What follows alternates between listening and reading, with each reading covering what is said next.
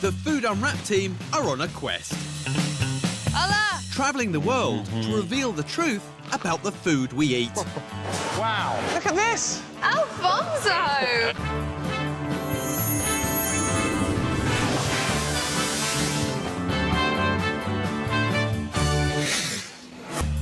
Tonight on Food Unwrapped, I'm finding out about a new way of lowering salt. This is great! This is better than driving a tractor. Matt's got a warm glow from gin and tonic. What's going on there? Why is it glowing in the dark? Is that some sort of disco? And Kate's hunting for the home of the jellied eel. Eels do not have their babies here in England. No, they've come from somewhere north of Bermuda. What?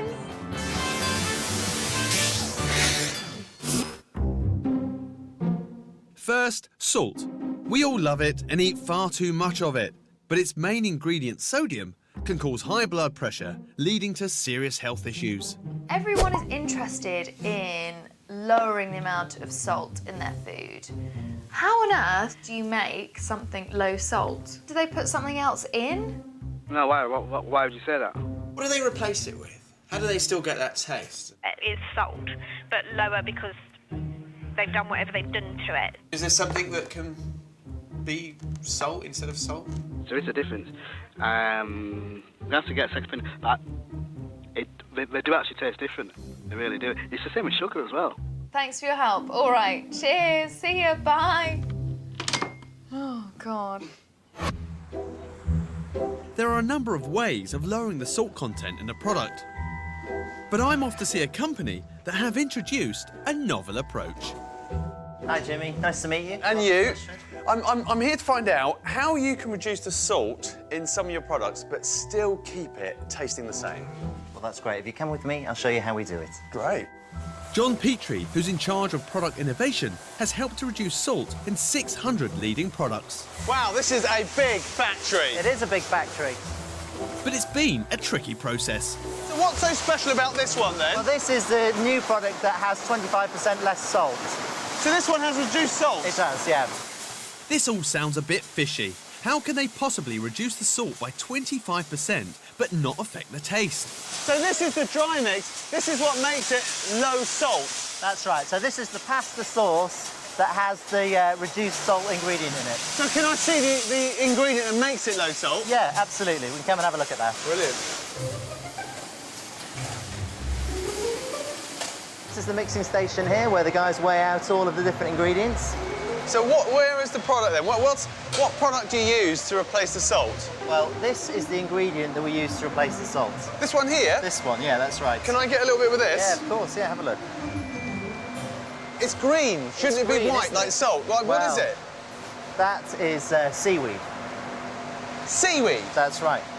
I know it comes out the sea, so it's going to be salty, but it's a bit weird, isn't it? It's actually really low in salt, surprisingly, and it has lots of healthy micronutrients in it, like iodine and iron. And what it seems to do is it boosts the other flavours. So as we reduce the salt, that would normally give a nice taste to the product, the seaweed allows us to reduce the salt and still deliver that really good flavour. So the other flavours work much better combined with the seaweed.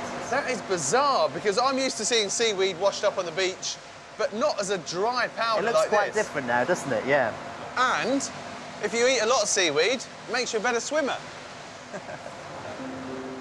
This is where all the ingredients come and get mixed together, and then before they go anywhere else, we taste them. Right, well, let's taste it. OK. So this is where we taste all the products from production. This is your kitchen? This is like a big kitchen, that's right. Time to see if the seaweed is worth its salt. So in here, this is the sauce made with the seaweed? That's right. Right, it's not going to turn me into a mermaid, is it? You try it, see what you think. You're not getting any of those seaweed flavour tones, but you are getting a saltiness that you'd associate with a dish like this. Yeah, you get the savoury flavour, because what the seaweed's doing is boosting the flavour of the other ingredients. It's actually only there at a very low level. Is it in all your products? It isn't. Reducing salt's really complicated, and for most of the products, we've done it by just gradually taking down the amount of salt without impacting the overall flavour. And in certain ones, like the cheese and broccoli, we needed to find an ingredient that would replace it. Yeah. Seaweed has allowed John to remove a quarter of the salt, but how does it compare to the original recipe? So this is the product without seaweed. That's right. But as a result, it's got 25% more salt in. Yeah. And as you can see, the flavour profile is very similar. It's very similar. In fact, I know it sounds strange, but it's almost like you could do with a bit more salt. Later, I travel to the outer reaches of Britain to find out where all that seaweed comes from. This is great! This is better than driving a tractor. Now, eels. Do you know what I've got on my plate? No, and I don't like the look of it either. Jellied eel sales are booming. They're now sold in over 300 supermarkets nationwide. You ever eaten them in London town? No, I only get them out of sewers, though, don't they? Sometimes. The eels out the sewers? Despite the fact we don't seem to know much about them. Where in the world do you think these eels come from? I'm going to go for Asia somewhere. I'm going to gamble. Cockney delicacy? Where do you think these traditionally came from? Cornwall? To get to the bottom of where eels really come from, Kate headed to the West Country at the height of the floods. Oh my God.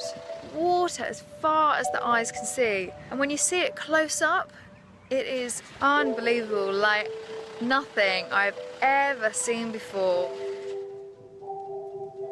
Well, you must be Andrew, waiting for me on the hillside. Nice to see you. Yeah, great Lovely to meet you. Andrew Kerr is the chairman of the Sustainable Eel Group and at the forefront of eel conservation. Now, what has all of this got to do with eels? OK.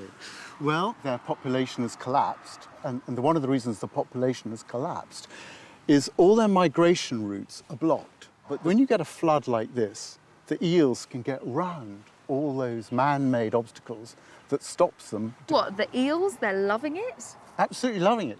So am I right in thinking that our waterways are causing problems for eels at first base? I mean, they're encountering obstacles. Yes, throughout. Everywhere. Everywhere. And what I'm going to do is take you to one now, right at the mouth, a really big obstacle. Andrew and Kate head to the Dunball Sluice, a huge dam which is helping to drain the Somerset levels and keep seawater at bay. What is it about a barrier like this that's causing problems for eels? It's the entry for this particular barrier that's the problem. The babies can't get in. The baby ones have floated for 2 years across the oceans. So eels do not have their babies here in rivers in England? No, they've come from the Sargasso Sea, somewhere north of Bermuda. What? Yep. And what? Unbelievable journey. So a barrier like this of concrete and steel doors shuts them out of the river system that they're trying to float into and then into their nursery habitats. I want to see one. Let's go and find some baby eels that have just arrived. Along the riverbank, lights twinkle in the distance. Every 50 yards or so, a lantern with a fisherman underneath it. Can we go and see one of these fishermen? Yep, let's head down and find Anna. Anna is one of 400 people in Britain with a licence to catch baby eels for conservation. This is Kate. Hi. Nice to meet you at this ungodly hour. This river is a prime route for the lucky eels who've made it all the way from the Caribbean. What have you got? Oh, gosh. Incredible. Nothing like I expected. They don't look like grown-up eels, do they? No, not at all. Come on, little guys, come on. Only 1% of baby eels, known as elvers, make it upriver to nutrient-rich ditches, streams, and eventually to adulthood. So if you didn't do what you're doing here tonight, what would happen to these little guys? What happens to a lot of them, unfortunately, they get caught up in the man-made obstacles in the way. And they get killed, basically. Around a quarter of rescued elvers are reared for consumption. The rest are used for restocking British and European eel habitats. They will go to farms and they will be grown from this big to this big over 2 or 3 years, and then we fly them to be released into the rivers and wetlands of Europe. Later, Kate travels to London to find out how many eels still survive in their traditional homeland.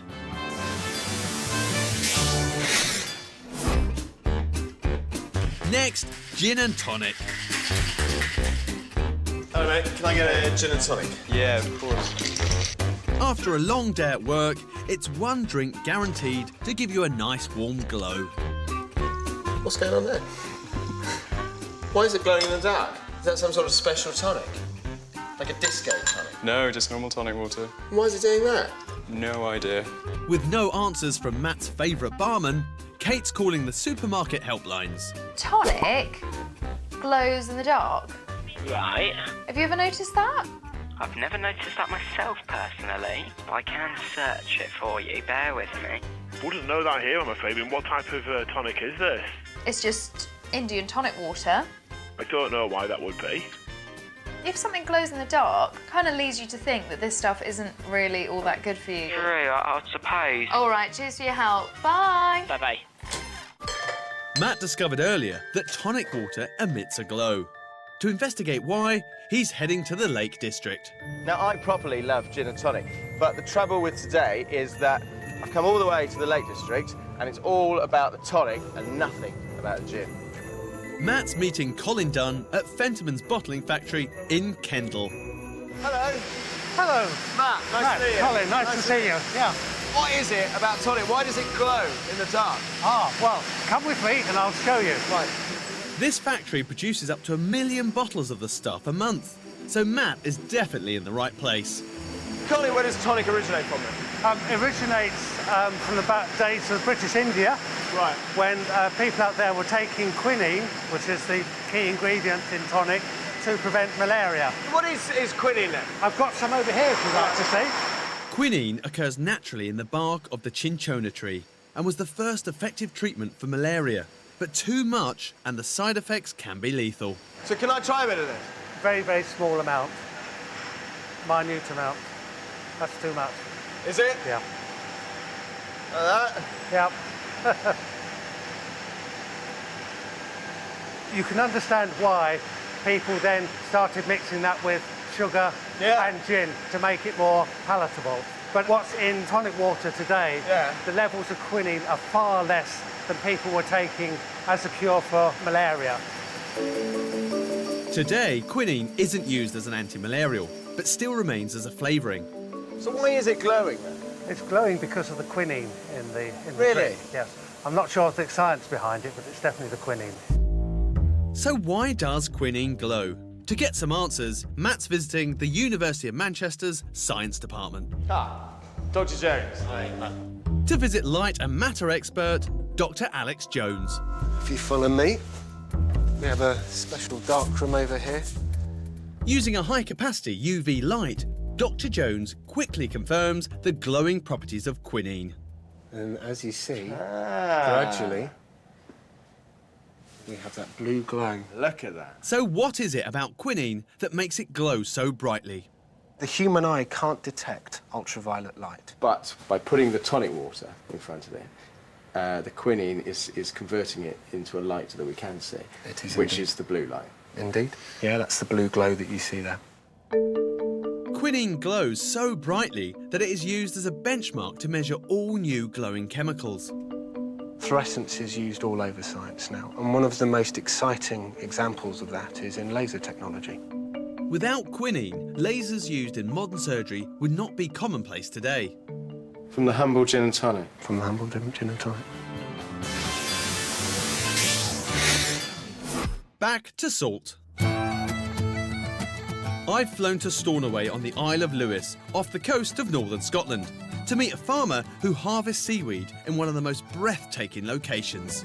He's the first seaweed farmer I've ever met. It all sounds a bit fishy.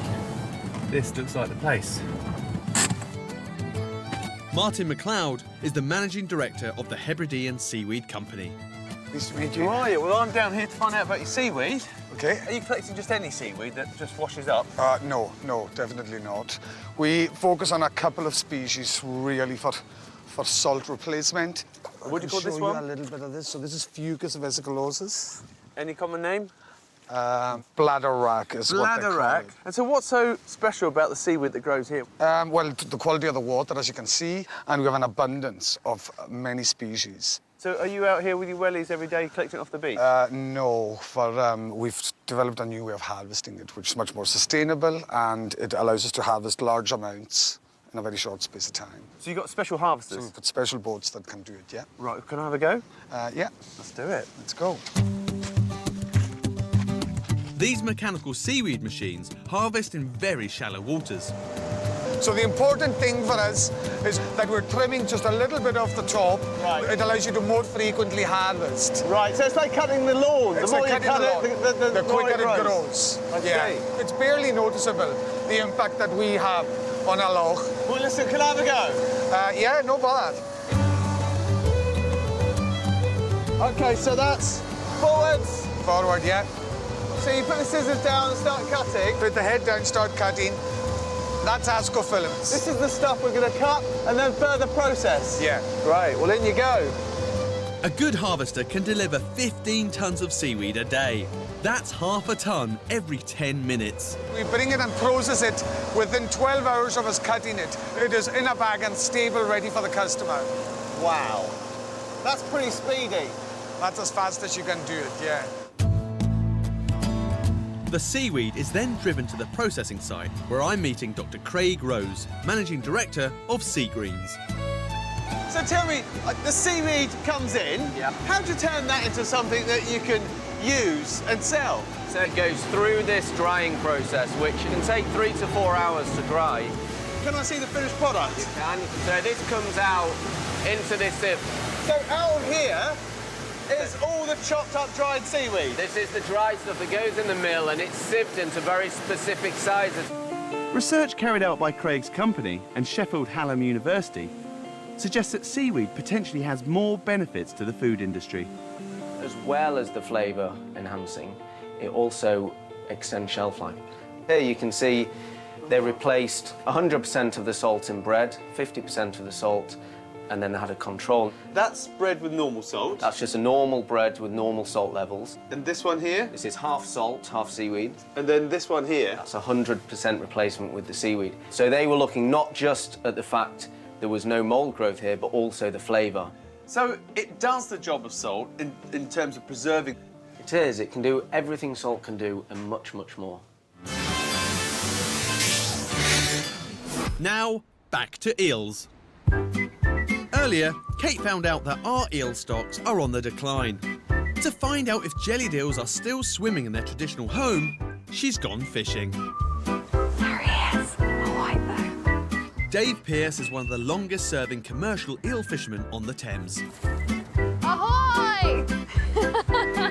So if anyone can get hold of our slippery friends, it's him. So there are eels in there? Hopefully. Otherwise I'm going to look a fool. So where's a good eel spot? Well, anywhere really. What, they're all in the Thames, everywhere? Everywhere, yeah. So how do we catch them? Today we want to catch quite a few, so we're using what they call a fyke net. The prime season for catching eels is April until December.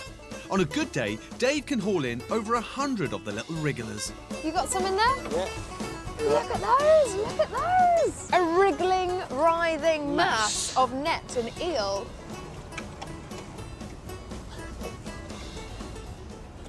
Oh! Dave, I need some help. How do I pick one of these up?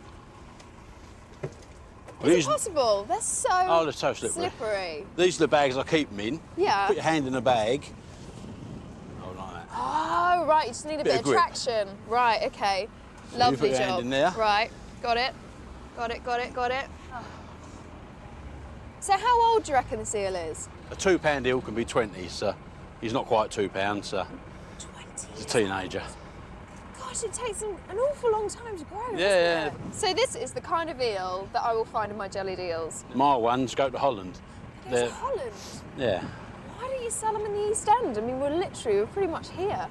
I mean, I can only do the summer, and obviously the shops are open all year. And so, if I want to find out where my jellied eels come from... But there are sort of factories who deal in just making jellied eels. And the one I suggest you go to is a firm called Bradley's. They make tons of jellied eels. Bradley's in southwest London produce 15,000 pots of jellied eels a week.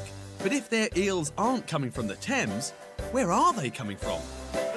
Blimey, that is fishy. Hello. Hello. Kate. Frank, pleased to meet you. Right, where are these eels? Come and follow me. This is eels. Look at The those. way we produce them. Tell you something, Frank. I've just seen a bag of eels on a boat. Just this morning, we went fishing on the Thames, caught some eels. Well, that you're very lucky to do because there's not many people in England catch eels now. You're telling me that this eel didn't come from the Thames? No, this eel came from New Zealand, halfway around the world. From New Zealand? New Zealand. What's wrong with our stock? In this country, we can't get enough eels to make it worth our while, so the only way we can do it is to buy them from New Zealand. New Zealand eels are grown in rivers to their optimum size in just 5 to 6 years, before being frozen and transported 11,000 miles, ready to be defrosted by Frank's team. Just looking at them here in this big bucket, I mean, they all look the same They size, are. whereas this morning on the Thames, all different shapes and sizes. We like this particular size, so we pay more money for it. For the jellied eel, For the jellied eel, this is the best one. is the best size. That's the best size. And unfortunately, our waters can't supply enough eels for you to supply jellied eels all year round. Once the eels have been topped, tailed and gutted, Frank's chopper cuts the fish into uniform half-inch rounds. So that is the perfect cut for a jellied eel. And that's what they call a horseshoe. You get people come up and they want the horseshoe bits, because when you eat it like that. It comes off the bone. Once the eels are boiled, Frank adds gelatine. Blimey. After filling, the pots are then chilled for 3 hours. Look at that. That's more like it. The finished products. Come on, back round the shop. And now the moment Kate's been waiting for. This is my first jellied eel, Frank. This is going to convert you. OK, I'm ready. Right, now what I'll do to make it easier for you, I'll take it off the bone and just give you the piece of eel. Right, lovely. OK, right.